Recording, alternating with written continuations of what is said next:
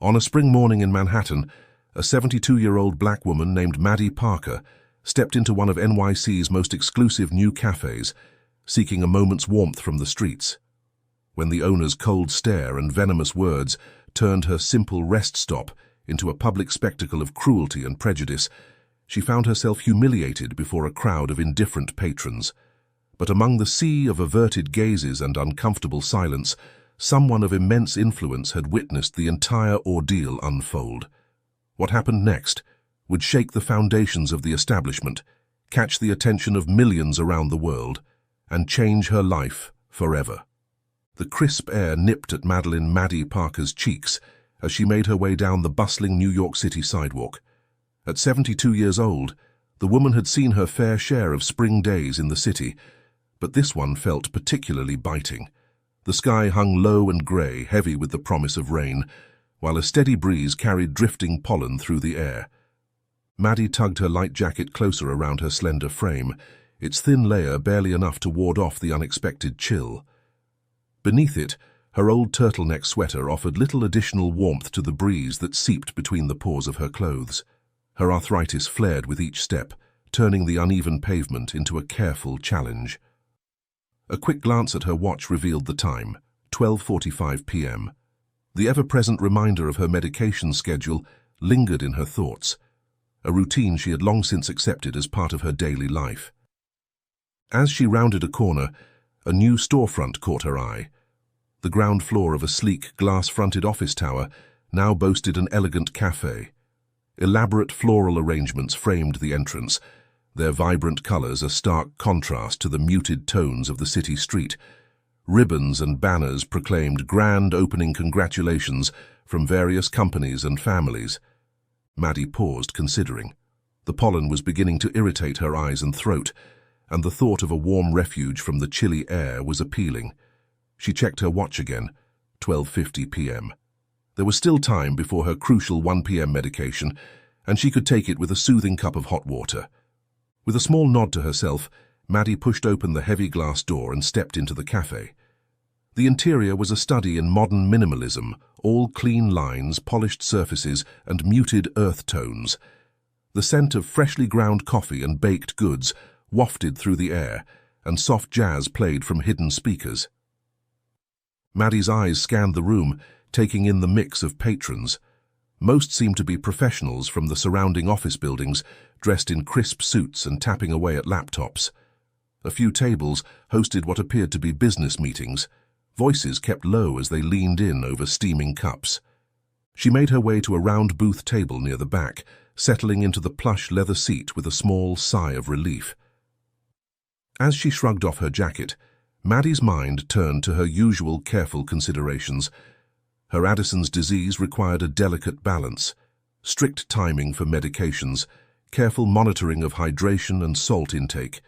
Even a simple cafe order needed to be weighed against potential impacts on her condition. A young waitress approached, notepad in hand and a bright smile on her face. "Welcome to Whitaker's. Can I get you started with something to drink?" Maddie returned the smile warmly. "Yes, dear, I'd like a cup of hot water, please, and perhaps something light and sweet. Do you have any fruit tarts?" The waitress nodded. "We have a lovely selection of mini tarts, lemon, raspberry or mixed berry. Which would you prefer?" "The mixed berry sounds perfect," Maddie replied. As the waitress turned to leave, Maddie called out softly, "Oh, and could I trouble you for an extra warm towel?" "Of course, ma'am. I'll be right back with your order." As the waitress walked away, Maddie reached into her purse and pulled out a small pill bottle. She set it on the table, along with a compact mirror and a tube of lipstick. The routine was so ingrained she hardly had to think about it. Check her appearance, touch up her makeup if needed, then take her medication with a sip of water. It was a small ritual that helped her feel in control, a moment of normalcy in the face of a chronic condition that often left her feeling at the mercy of her own body. Maddie glanced at her watch once more. 12:58 p.m., right on schedule. She allowed herself a small smile, feeling a sense of accomplishment at navigating another day successfully. Little victories, she reminded herself, were still victories. The cafe's atmosphere washed over her, and Maddie found herself relaxing into the booth. Perhaps this new place would become a regular stop for her, a pleasant change of scenery from her usual haunts. She closed her eyes for a moment, letting the soft music and gentle hum of conversation soothe her. Maddie's eyes snapped open at the sound of a throat being cleared pointedly. She looked up, expecting to see the waitress returning with her order. Instead, she found herself face to face with a man whose expression could only be described as openly hostile. He was tall and lean with sharp features. His crisp white shirt and dark tie marked him as part of the staff, but nothing was welcoming about his demeanor. "Can I help you?" Maddie asked, her voice calm despite the sudden tension she felt. The man's lip curled in a sneer. "I think the question is, what do you think you're doing here, ma'am?" His voice dripped with disdain. Maddie blinked, taken aback by the blatant hostility. "I'm sorry, I don't understand. I'm just here to have a quick snack and some water." "My server mentioned earlier that you requested an extra warm towel," the man said, his gaze sweeping over her from head to toe with a subtle sneer. "I'm sorry, but we don't accommodate special requests." Maddie nodded understandingly. "Okay, no problem, sir. I'll just have the pastry and the hot water then." The man barked out a harsh laugh. "Pastry? In those clothes, with that skin color? I don't think so, Grandma. This isn't some charity kitchen." "Excuse me, sir, I can pay for those pastries." Maddie felt as if she'd been slapped. She straightened in her seat, drawing on years of facing prejudice with dignity. "Sir, I'd like to speak to the manager, please." The man's sneer widened into a cruel smile. He tapped the name tag on his chest. "James Whittaker, manager and owner, at your service." The last words were spoken with such sarcasm that they felt like another verbal slap. Maddie took a deep breath, fighting to keep her composure. "Mr. Whittaker, I don't know what's prompted this behavior, but I assure you, I'm a paying customer just like anyone else here." Whittaker leaned in, his voice low and menacing. "Listen here, your kind brings bad luck. You'll scare away our real customers, the professional and rich people making business deals. This isn't some dive bar or greasy spoon. We cater to a certain clientele, and you're not it." Maddie's heart raced, but she kept her voice steady. "Mr. Whittaker, I understand this is your establishment, but I have as much right to be here as anyone else. I'm simply here to take my medication and have a small snack. There's no need for this unpleasantness." Whittaker's eyes narrowed. "Medication? What, are you some kind of junkie too? That's all we need." "No, sir," Maddie replied, her patience wearing thin but her tone remaining measured. "I have a medical condition called Addison's disease. It requires strict timing for my medication. I just need to take my pills and have some water, then I'll be on my way." Whittaker waved his hand dismissively. "Save your excuses. I don't care if you've got 3 heads under that tacky sweater. You're not welcome here. There's an older cafe establishment downtown where your kind usually goes. I suggest you take your condition there." Maddie felt a mix of anger and hurt rising in her chest. She opened her mouth to respond, but before she could, the young waitress appeared, carefully balancing a tray with Maddie's order. Time seemed to slow as Maddie watched Whittaker turn towards the approaching waitress. His movements were deliberate, calculated. In one fluid motion, he intercepted the tray, his fingers curling around its edges. "Sir, what are you—" the waitress began, but her words were cut short as Whittaker pivoted sharply. With a flick of his wrists, the contents of the tray went flying. The cup of hot water arced through the air, its contents spreading in a scalding fan. The small plate holding the berry tart followed, spinning like a discus. Maddie barely had time to raise her hands in a futile attempt at protection. The hot water struck first, splashing across her arms and face. Pain bloomed instantly, angry red splotches appearing on her skin. The tart followed, smearing across her pink sweater and leaving a trail of purple-red filling. A cry of pain and shock escaped Maddie's lips.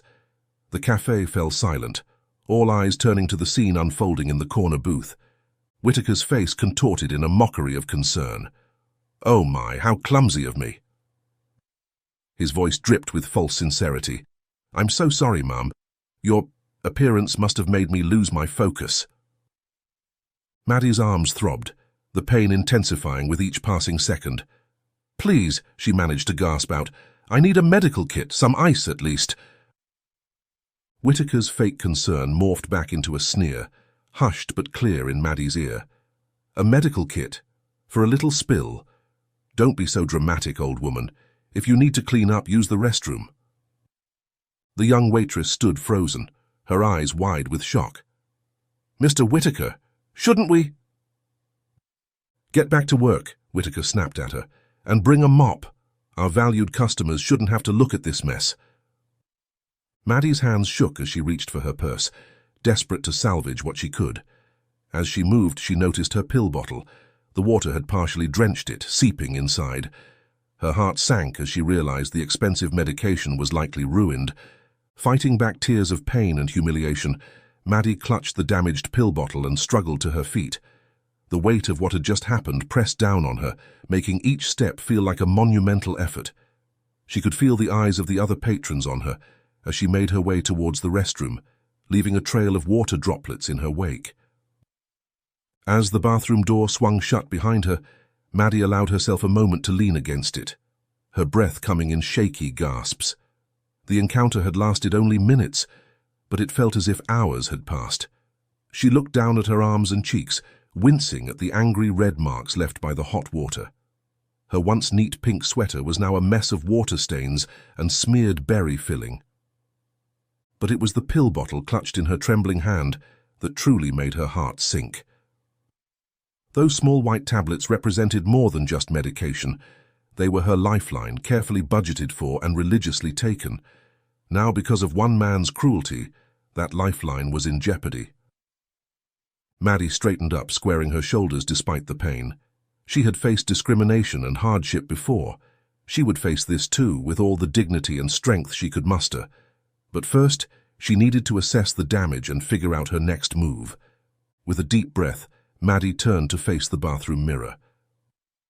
Maddie's reflection stared back at her from the spotless bathroom mirror, a stark contrast to how she felt inside. Her usually neat appearance was in disarray, but it was the look in her eyes that truly caught her attention. There was fear there, mixed with a determination she'd cultivated over decades of facing adversity. Maddie gripped the edge of the sink, trying to steady herself as a wave of vertigo washed over her. Her eyes darted to her watch. 1:20 p.m. A jolt of panic shot through her. She was now 20 minutes past her critical medication window, a dangerous delay for someone with Addison's disease. The strict timing wasn't just a matter of routine, it was a matter of life and death. "Stay calm," Maddie whispered to herself, her voice barely audible over the pounding of her heart. "You've gotten through worse. Just think it through." With shaking hands, she examined the pill bottle. The label was smeared, and the paper started to peel away from the plastic. When she opened it, the acrid smell of dissolved medication hit her nostrils. Most of the pills had either partially or completely disintegrated, forming a pasty mess at the bottom of the bottle. Maddie's mind raced, calculating the cost of replacing the ruined medication. These weren't simple over-the-counter pills. They were specialized, expensive, and crucial to her survival. The money she'd carefully set aside each month for her prescriptions now seemed wasted in an instant. Another wave of dizziness hit her, stronger this time. Maddie gripped the sink tighter, her knuckles turning white. She knew the signs all too well. Without her medication, her body was starting to react. Low blood pressure, fatigue, and if left unchecked, the potential for a full Addisonian crisis. The weight of her wet clothes suddenly felt oppressive. Her pink sweater, a favorite she'd owned for years, clung uncomfortably to her skin. Dark patches spread across the fabric, a mix of water and berry stains. She dabbed at them futilely with a paper towel, but only succeeded in spreading the stains further. Time was running out. Maddie knew she needed to act, to get some form of her medication into her system before things got worse. With trembling fingers, she sifted through the mess in the pill bottle, searching for any tablets that might still be usable. Finally, she found one. Slightly damp, but still mostly intact. It wasn't ideal, but it was all she had. Maddie stared at the small white pill in her palm, a lifeline reduced to this single dose. She brought it to her lips, trying to swallow it dry. Her throat constricted, and she began to cough and choke. In desperation, Maddie bent over the sink, turning on the tap and cupping water directly into her mouth to wash down the pill. As she straightened up, water dripping from her chin, Maddie caught her reflection again. Tears welled up in her eyes at the indignity of it all. She, who had always prided herself on her independence and dignity, reduced to this. Taking a deep breath, Maddie did her best to compose herself. She smoothed her hair, straightened her sweater as best she could, and gathered her resolve. It was time to face the hostile environment outside once more. As she opened the bathroom door, the aggressive air conditioning hit her damp clothes like a physical blow. Maddie shivered, wrapping her arms around herself as she stepped back into the cafe proper. The chill seemed to seep into her bones, a fitting metaphor for the cold reception she'd received in this place. As Maddie emerged from the restroom, a low rumble of thunder reverberated through the cafe. She paused in the doorway, watching as gusts of wind rattled the large windows at the front of the establishment. The weather, it seemed, had taken a turn for the worse, mirroring the turbulent atmosphere inside. For a moment, Maddie considered making a dash for it. Braving the elements seemed preferable to remaining in this hostile environment, but another clap of thunder, louder this time, made her reconsider. In her current state, weakened and still reeling from the assault, venturing out into a spring storm could be dangerous. With a resigned sigh, Maddie turned back towards the dining area. Her eyes immediately went to the booth she had originally occupied, only to find it now taken by a couple in crisp business suits. They were engaged in quiet conversation, seemingly oblivious to the drama that had unfolded there just minutes ago. The pointed nature of this seating arrangement wasn't lost on Maddie. Whittaker had deliberately given away her table. It was another calculated move, another way to demonstrate just how unwelcome she was in his establishment. Maddie's gaze swept the room, looking for a safe haven. She spotted an empty booth in the far corner, as distant from her original spot as possible. Moving carefully to avoid drawing attention, she made her way across the cafe floor. As she slid into the booth, a shiver ran through her body. Her damp clothes clung uncomfortably to her skin, and she realized with dismay that she was seated directly under an air conditioning vent. The cold air blowing down on her made her teeth chatter. Maddie huddled in on herself, trying to conserve what little body heat she had left. She debated her next move. Part of her wanted nothing more than to leave this place and never return, but the worsening weather outside and her still precarious medical state made that a risky proposition. Her eyes landed on a table nearby, where a man had just taken a seat. For a brief moment, Maddie considered asking to switch places with him, to escape the direct blast of the AC. But the memory of Whittaker's hostility made her hesitate. Would drawing any attention to herself only invite more confrontation? After a moment's deliberation, Maddie made a decision. She would stay put, but try to improve her situation as best she could. Summoning her courage, she caught the eye of a passing waitress, not the young woman from earlier, but an older server with a kind face. "Excuse me," Maddie called softly, her voice trembling slightly. The waitress approached, a wary look in her eyes. Clearly, word of the earlier incident had spread among the staff. "Yes, ma'am?" the waitress asked, her tone cautious but not unkind. Maddie mustered a smile, trying to project calm despite her inner turmoil. "I'm sorry to trouble you, but I was wondering if it might be possible to adjust the air conditioning. It's blowing directly on me, and with my clothes being damp, I'm feeling quite chilled." The waitress's expression softened slightly. "I'll see what I can do about redirecting the vent, ma'am. Would you like me to bring you some hot water to help warm you up?" Relief washed over Maddie. "That would be wonderful, thank you." As the waitress turned to leave, a familiar and unwelcome voice cut through the air. "Is there a problem here?" Maddie's heart sank as she looked up to see James Whittaker approaching, his face set in a mask of barely contained anger. The waitress visibly tensed, stepping back as the manager inserted himself into the situation. "No problem at all," Maddie replied, fighting to keep her voice steady. "I was just asking if the air conditioning could be adjusted slightly." Whittaker's eyes narrowed. "The temperature in my establishment is set for the comfort of our paying customers.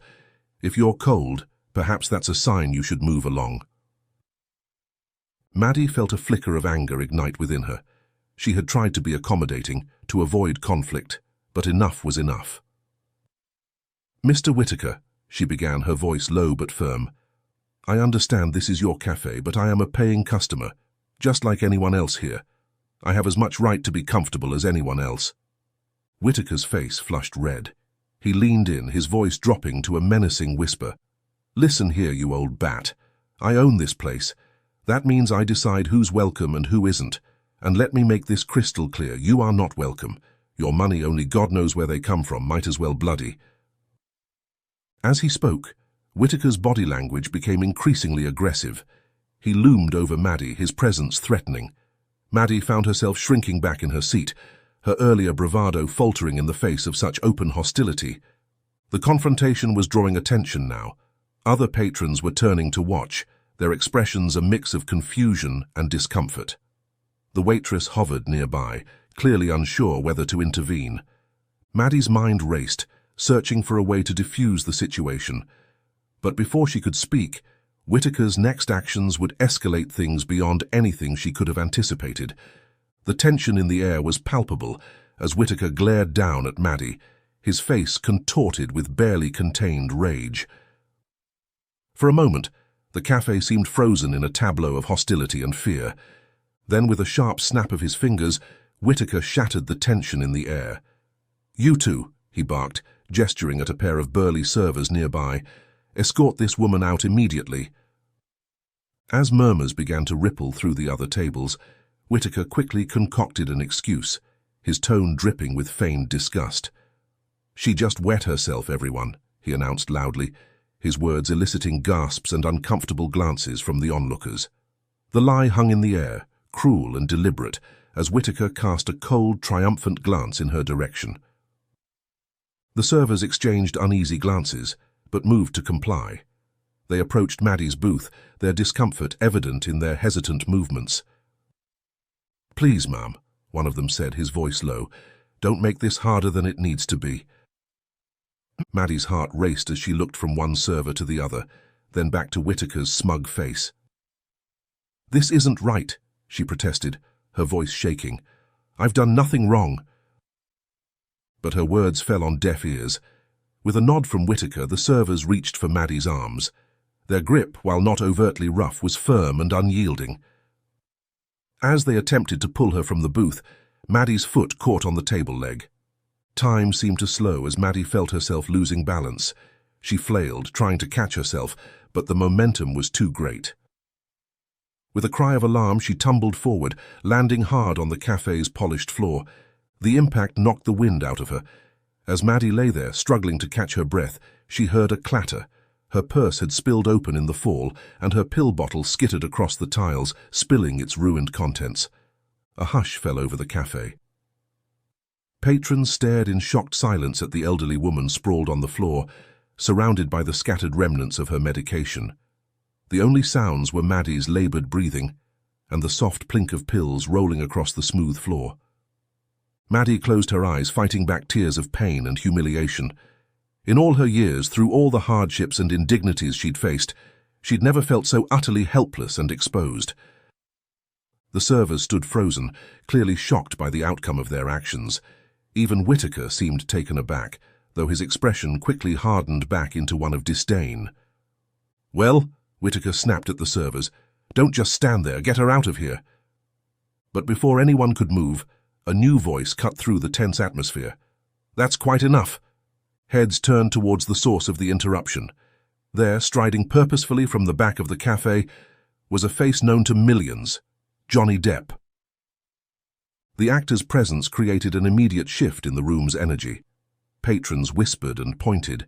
Phones appeared in hands as people tried to discreetly capture the moment. But Depp paid no attention to the stir he was causing. His focus was entirely on the scene before him. As he approached, Depp's eyes met Maddie's. There was a gentleness in his gaze, a stark contrast to the hostility she'd faced from Whitaker.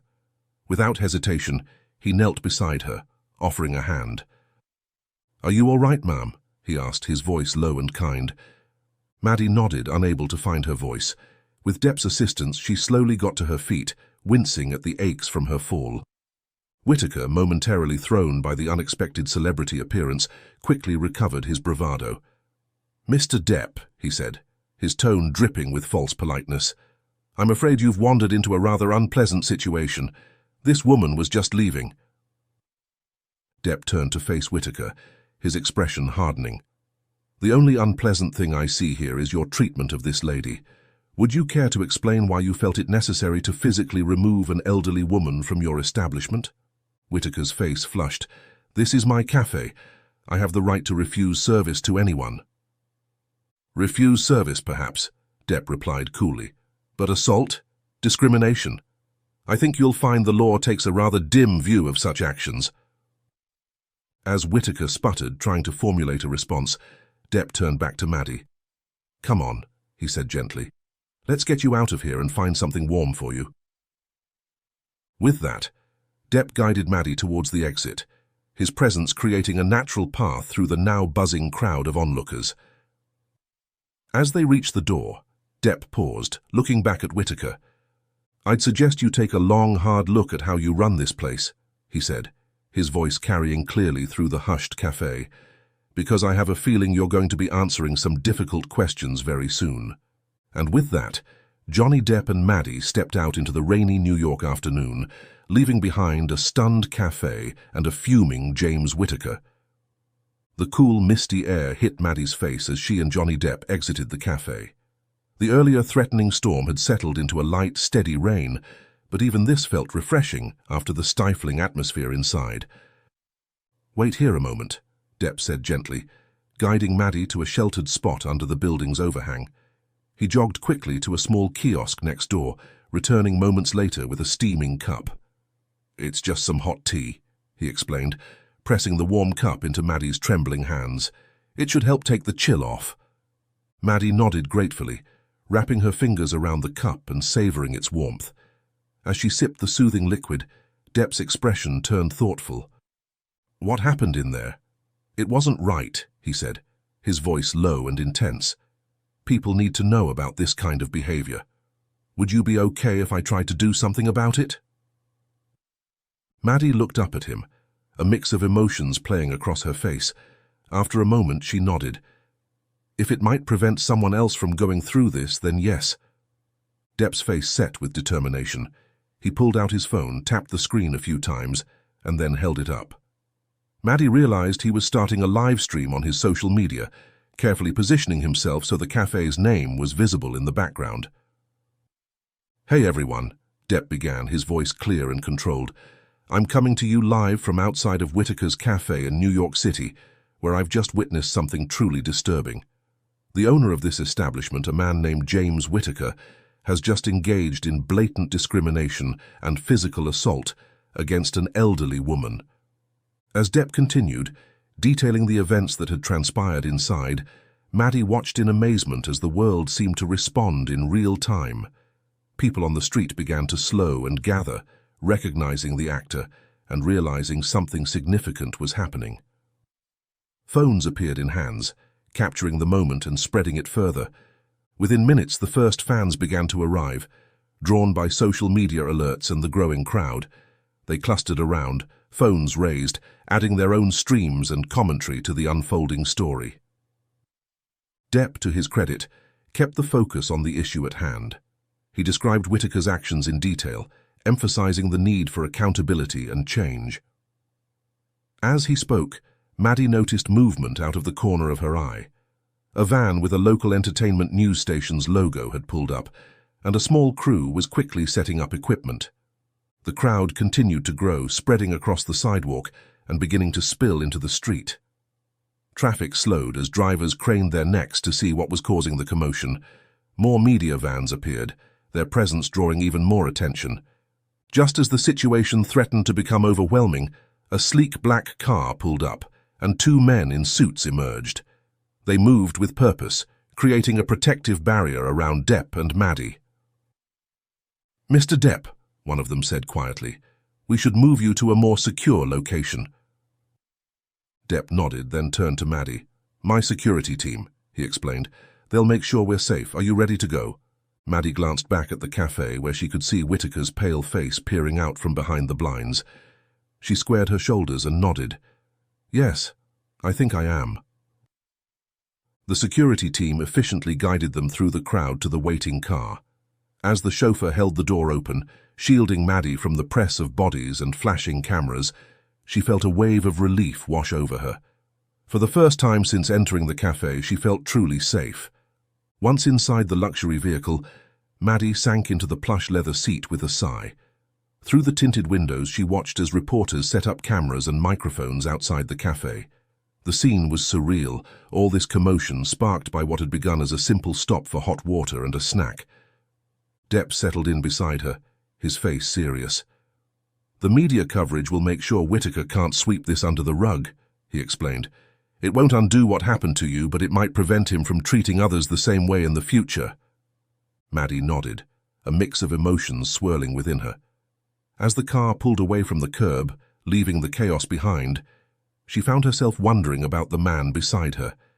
This unexpected champion who had stepped into her life at just the right moment. As the luxury car glided through the rain-slicked streets of New York, a comfortable silence settled between Maddie and Johnny Depp. The chaos of the cafe scene faded into the background, replaced by the soft hum of the engine and the rhythmic swish of windshield wipers. After a few moments, Maddie turned to Depp, her eyes filled with a mixture of gratitude and curiosity. "Mr. Depp," she began, her voice soft but steady, "I can't thank you enough for what you did back there, but why? Why did you care so much about helping someone like me?" Depp's expression softened, a hint of sadness touching his eyes. "Someone like you?" he repeated gently. "You mean someone deserving of respect and basic human decency? I'd hope anyone would step in to help." He paused, seeming to gather his thoughts. "But if you're asking why it resonated with me personally, well, that goes back a ways." Depp shifted in his seat, angling himself towards Maddie. "My mother, Betty Sue Palmer, she worked as a waitress for most of her life. We didn't have much when I was growing up, and I saw firsthand the kind of prejudice and hardship she faced." His voice took on a warm, reverent tone as he spoke of his mother. "She was the strongest person I've ever known. No matter how tough things got, she never lost her dignity, but I saw how much it hurt her when people looked down on her or treated her as less than because of her job or our economic situation." Maddie nodded, a look of understanding crossing her face. "It leaves marks that don't show on the outside," she said softly. "Exactly," Depp agreed. "And you know, in my line of work, I've been on both sides of that coin. I've experienced the adulation that comes with fame, but I've also felt the sting of public judgment and misunderstanding. It's given me a deep appreciation for those who face prejudice and mistreatment every day." He leaned back, his gaze distant for a moment. "A lot of the roles I choose, they're often characters who are overlooked or misunderstood by society. I guess in a way it's my attempt to give voice to those who might not otherwise be heard." Maddie listened intently, seeing the actor in a new light. As Depp spoke, she found herself reaching into her purse, her fingers closing around the damp pill bottle. She hesitated for a moment before pulling it out. "Mr. Depp," she said, her voice catching slightly, "this is what started all the trouble in the cafe." She held out the bottle, its label smeared and peeling. "I have a condition called Addison's disease. These pills, they're not just medication, they're my lifeline." Depp's expression turned serious as he examined the bottle. "I've heard of Addison's disease, but I don't know much about it. Can you tell me more?" Maddie nodded, launching into an explanation she'd given many times before, but never under such surreal circumstances. "It's an adrenal insufficiency. My body doesn't produce certain essential hormones, so I have to take medication to replace them. The timing is crucial. Missing a dose can lead to a crisis, which can be life-threatening." She sighed, looking at the ruined pills. "And they're expensive. I budget carefully each month to afford them.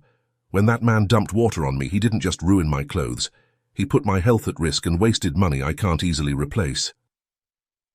Depp listened intently, his brow furrowed in concern. Without hesitation, he reached into his jacket and pulled out a checkbook. "Ms. Parker," he said, using her name for the first time, "I'd like to help if you'll let me."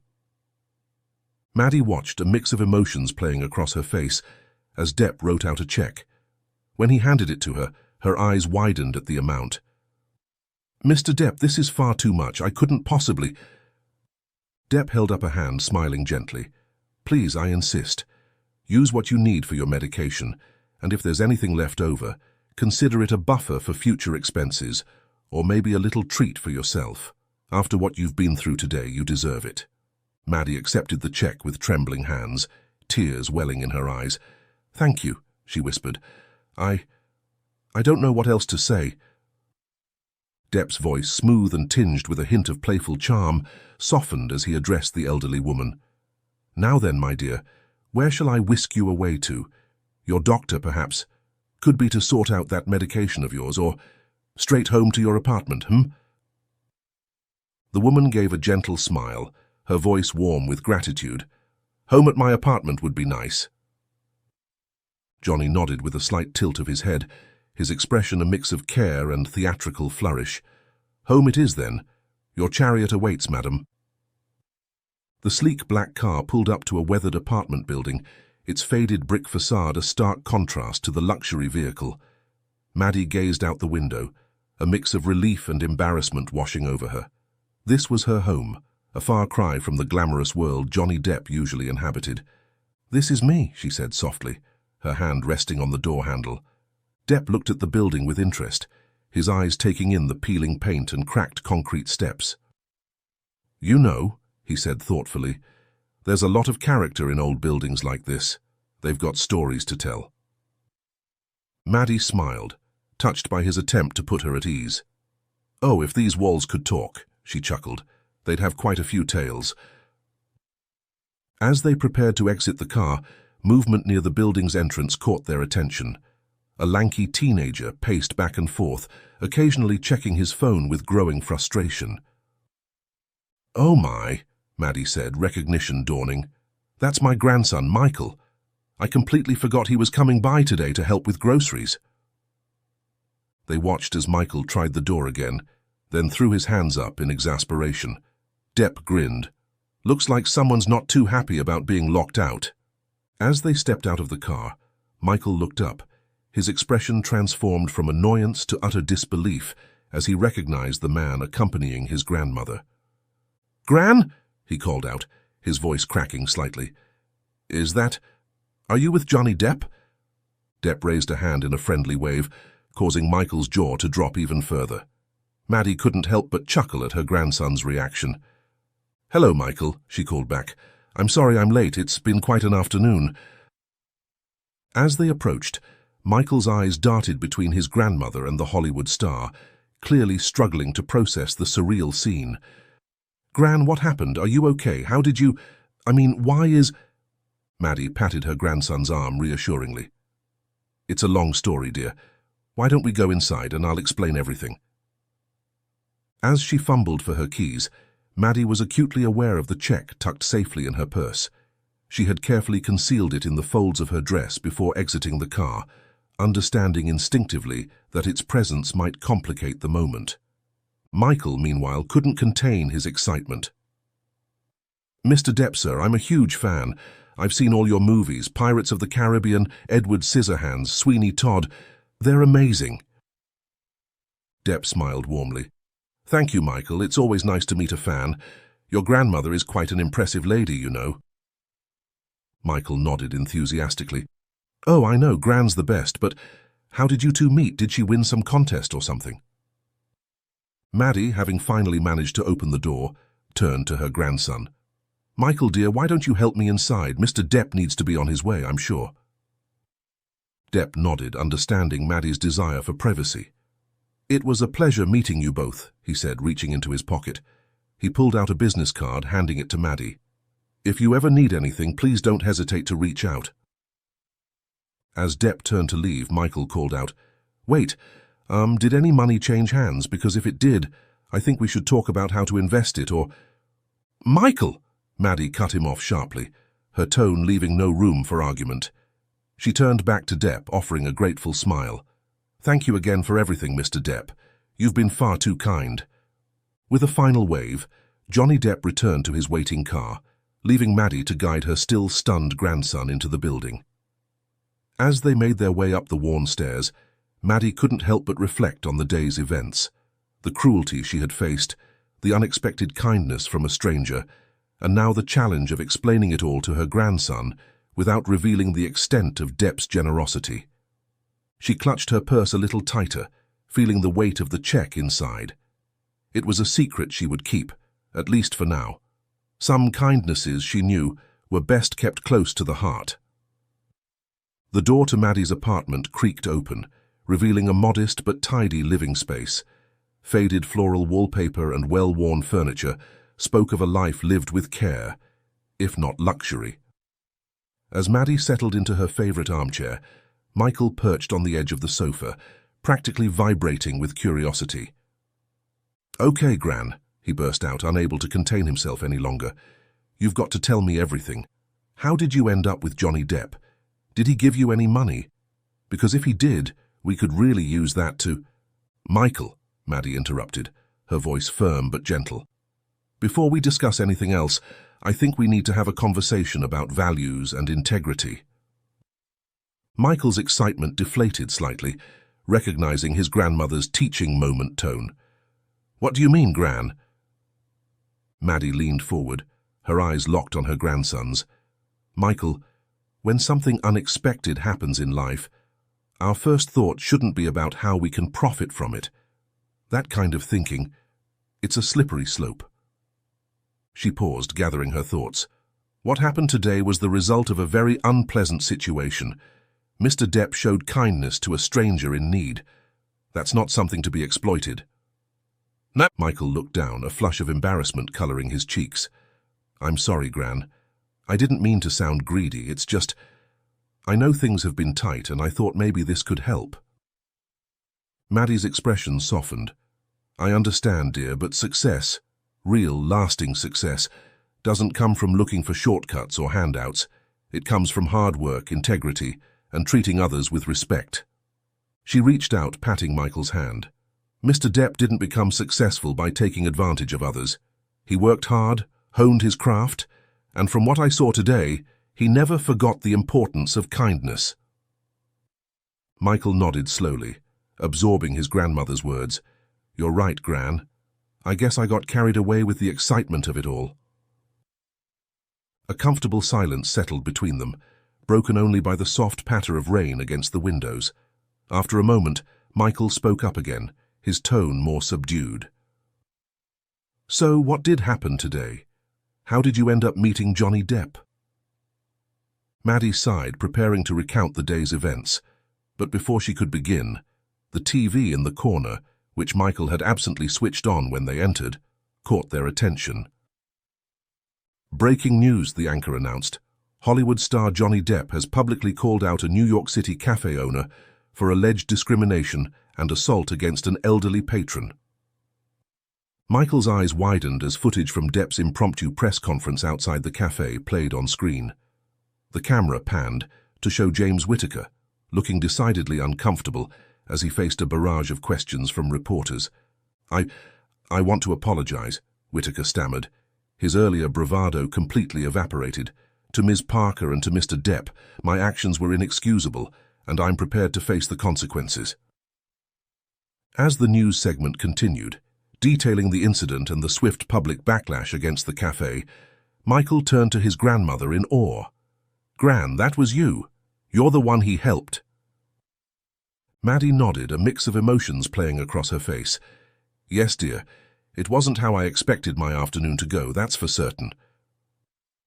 Michael listened intently as Maddie recounted the events at the cafe, his expression shifting from shock to anger to admiration as the story unfolded. When she finished, he shook his head in disbelief. "Gran, you're amazing," he said softly. "After all that, you're still so calm. I don't know if I could have handled it that way." Maddie smiled, reaching out to squeeze her grandson's hand. "Life gives us many teachers, Michael. Sometimes they come in the form of cruel cafe owners, and sometimes they're unexpected Hollywood stars. The important thing is to learn from each experience, and to always strive to be the best version of yourself." As the afternoon wore on, their conversation drifted to more practical matters. Michael helped Maddie sort through her medications, making note of what needed to be replaced. "Michael," Maddie said, her voice taking on a more serious tone, "I'm going to need to see the doctor to get a new prescription for my medication. Would you be able to help me make an appointment and come with me?" Michael nodded immediately. "Of course, Gran. When do you want to go?" Maddie sighed, rubbing her temples. "As soon as possible, really, in a few hours or this evening. After today's incident, I'm running dangerously low on my medication. Could you call the hospital right now and see if they can fit me in today?" "Absolutely," Michael replied, pulling out his phone to check the doctor's schedule on the hospital's website. His fingers moved quickly across the screen, his brow furrowed in focus. "Thank you, dear," the elderly woman said with a tired smile. "I'll go rest inside for now. It's been such a long day." Her voice trailed off, heavy with weariness as she turned to head inside. "Wait, Gran," Michael called, and Maddie paused at the door.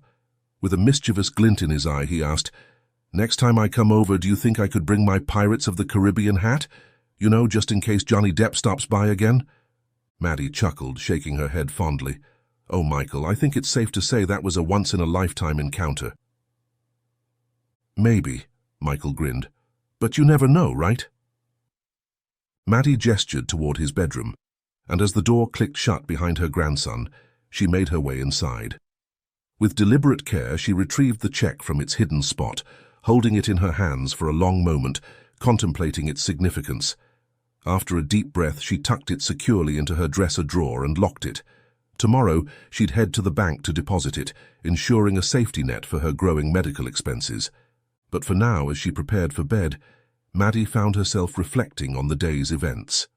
The cruelty she'd faced, the unexpected kindness, and the valuable lessons she'd been able to impart to her grandson.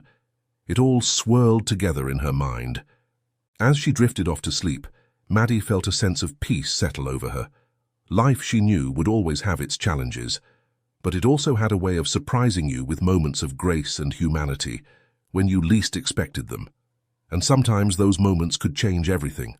With the promise of a new prescription and her grandson's support, Maddie closed her eyes, ready to face whatever tomorrow might bring.